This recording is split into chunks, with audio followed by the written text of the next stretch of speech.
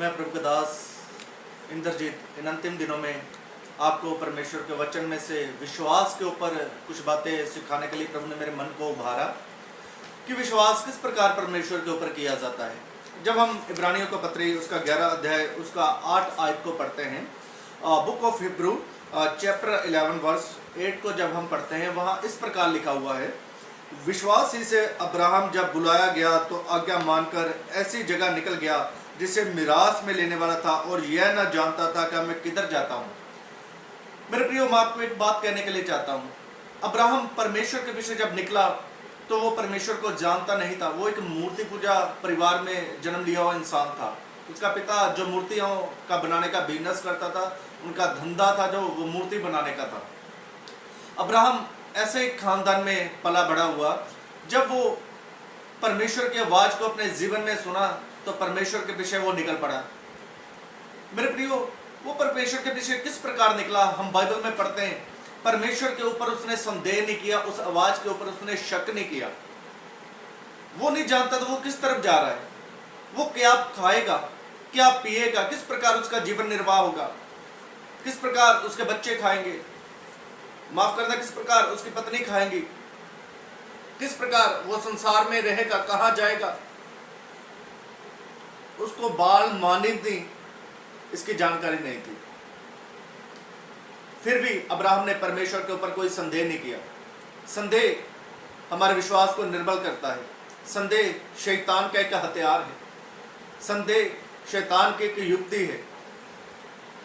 Number 2, Abraham ने परमेश्वर की आज्ञाकारी की और विश्वास से परमेश्वर के पीछे निकला और आज्ञाकारी करने के कारण उसने अपने जीवन में बड़ी बड़ी आशीषों को प्राप्त किया, जैसे कि संतान की प्राप्ति को, प्रसिद्धि की प्राप्ति को, प्रोस्पेरिटी की प्राप्ति को, धन की प्राप्ति को, और भी बहुतायत से आशीषों को परमेश्वर की ओर से अब्राहम ने अपने जीवन में ग्रहण किया।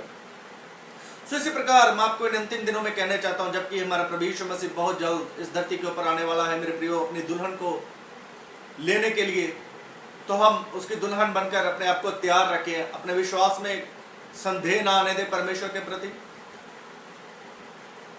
जब हम यूहन्ना रचित सुसमाचार के 3 अध्याय 16 के अनुसार परमेश्वर के ऊपर विश्वास करते हैं कि वही परमेश्वर का एक मात्र पुत्र है जिसने हमारे लिए कलवरी क्रूस पर अपनी जान को दिया, तो हम विश्वास से बपतिस्मा लेकर परमेश्वर के पीछे चलते हैं प्रियो। तो हम अपने जीवन में हल के ऊपर हाथ रख के पीछे मुड़ के ना देखें कि हम क्या खाएंगे, क्या पहनेंगे, किस बात की हम चिंता करेंगे। जिस प्रकार परमेश्वर आगे की ओर बढ़ता रहा, उस आवाज को सुनकर मेरे प्रियो, आप भी परमेश्वर की उस बुलाहट में आगे बढ़ते रहें। आपके बच्चों की चिंता, आपके भविष्य की चिंता, आपकी चिंता, आपके खाने की चिंता, जिस अब्राहम की परमेश्वर ने पूरा किया है, वही अब्राहम आज भी क्षमता रखता है आपको सब जरूरतों को पूरी करने के लिए और आपको आशीष देने के योग्य। शैतान मेरे प्रिय बहुत चालाक है। इन अंतिम दिनों में वो लोगों को विश्वास में निर्बल करता है, उनके अंदर संदेह पैदा करता है कि आपके बच्चों का क्या होगा, आपके परिवार का क्या होगा, आप क्या खाओगे। अब्राहम ने मेरे प्रियो एक बार भी ऐसा नहीं सोचा कि मैं क्या खाऊंगा। वो परमेश्वर की आवाज सुन के परमेश्वर के पीछे निकल पड़ा।